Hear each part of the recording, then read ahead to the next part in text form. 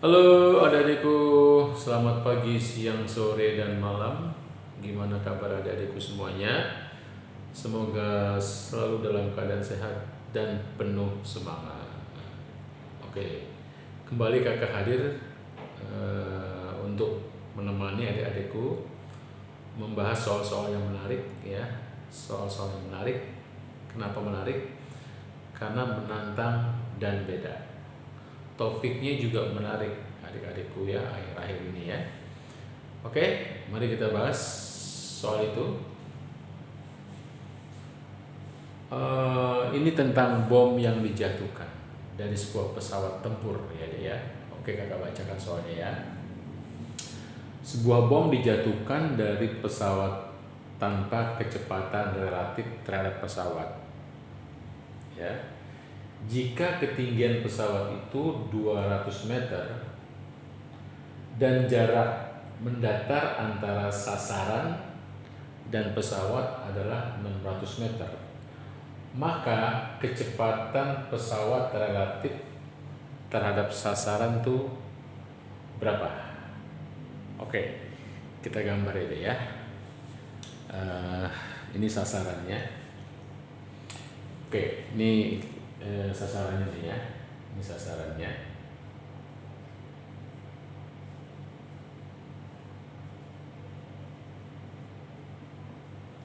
Oke, kita lihat dulu apakah muat tercover oleh kamera kita. Oke, muat. Ini sasarannya berada di, katakanlah di tanah.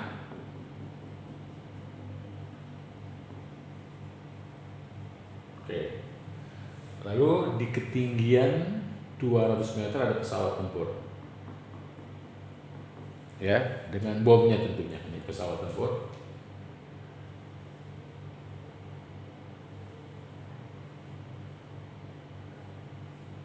Oke. Kakak misalkan ini bomnya warna merah gitu ya.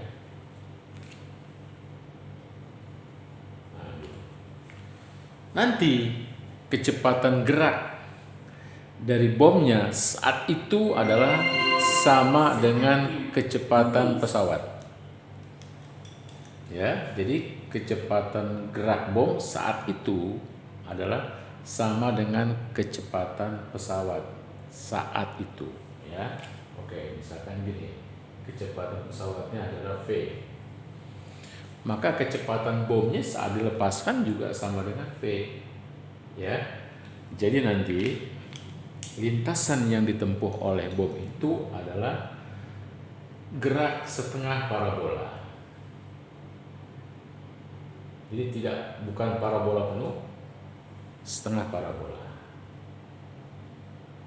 Nah, ini ya. Jadi bomnya itu nanti akan diperkirakan tepat mengenai sasaran. Nah, pertanyaannya adalah berapa kecepatan bom saat itu adalah sama dengan kecepatan pesawat saat itu. Jadi gini, gambar ya. Ini. Baik, untuk menjelaskan tentang gerak setengah parabola ini deh, jadi kita harus tahu bagian-bagian dari gerak setengah parabola itu. Kenapa terjadi? Kok bisa terjadi gerak setengah parabola itu? Pertama, dianggap tidak ada gesekan udara. Ya, tidak ada gesekan udara. Karena kalau ada gesekan udaranya tidak diabaikan, maka mungkin gerakannya tidak setengah parabola seperti ini deh. Oke ya. Jadi gesekan udaranya diabaikan.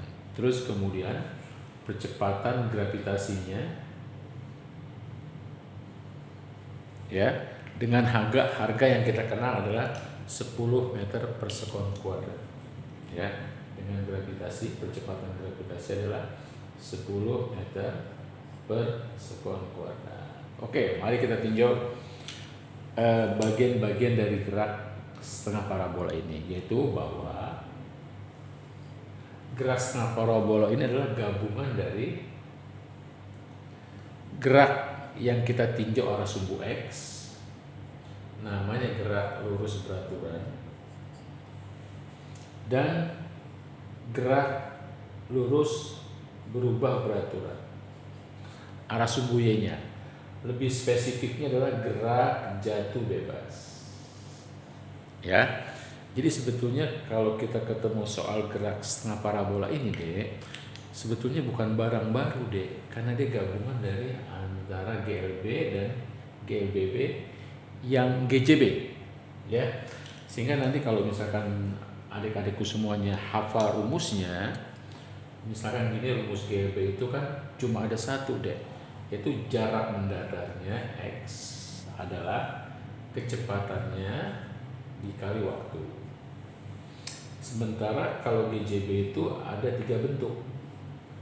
Ya, jarak tempuh vertikalnya misalkan H adalah setengah GT kuadrat, jarak tempuh vertikalnya. Terus kecepatannya, arah vertikalnya adalah gravitasi kali waktu.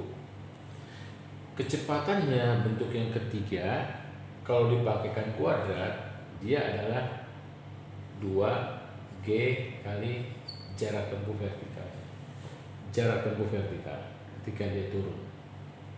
Ya, jadi dengan melibatkan atau kalian hafal rumus-rumus ini, ya, maka kalian seharusnya bisa mengerjakan soal pertanyaan apapun dari soal itu bisa kalian jawab.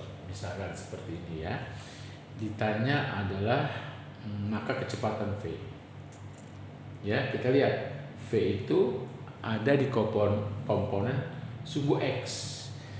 Ya, jadi kalau begitu kita tengok rumus ini. Ya. Oke. Kita gambarkan dulu lengkapnya deh ya. Ini berarti ketinggiannya. Diketahui deh, yaitu 200 meter. Jarak mendatar ini diketahui 600 meter. Jadi sebetulnya kecepatan bisa dicari deh. Bagaimana caranya? Langkah-langkahnya adalah kamu pakai ini dulu, rumus GLB-nya, ya, dengan X yang sudah diketahui 600.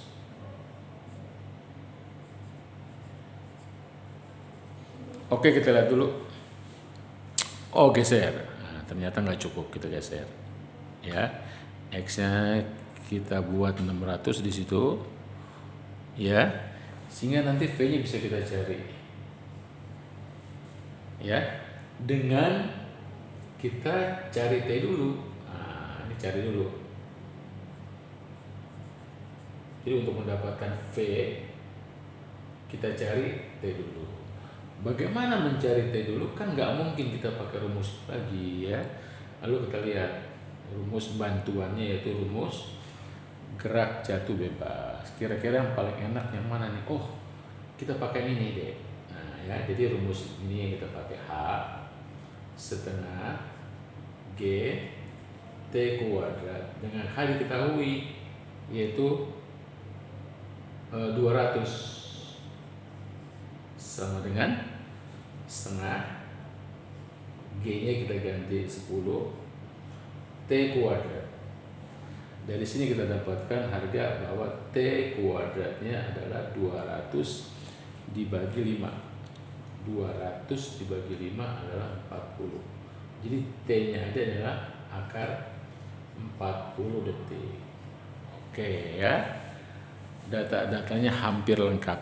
T-nya kita dapat. Maka dengan demikian, dengan melihat lagi rumus GLB di atas, di mana ada unsur V yang kita cari, maka X sama dengan V kali T. Dengan memasukkan X-nya 600, V-nya bisa kita cari dengan cara memasukkan akar 40 untuk T-nya. Dengan demikian V adalah, oke, kita geser, nggak muat. Oke, kita geser lagi deh ya. Harus banyak-banyak geser deh supaya tercover semuanya. Jadi V sama dengan 600 per akar 40 meter per sekon. Inilah kecepatan pesawat tempurnya sekaligus kecepatan saat itu bom, agar bom mengenai sasaran pada jarak 600 meter ya mendatar. Oke, adik-adikku, gimana? Paham ya? Oke, kita geser lagi dek supaya tercover semuanya.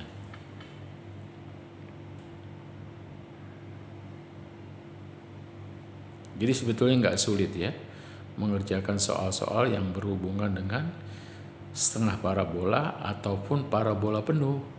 Jadi kalian harus tahu bagian-bagian dari gerak itu apa saja.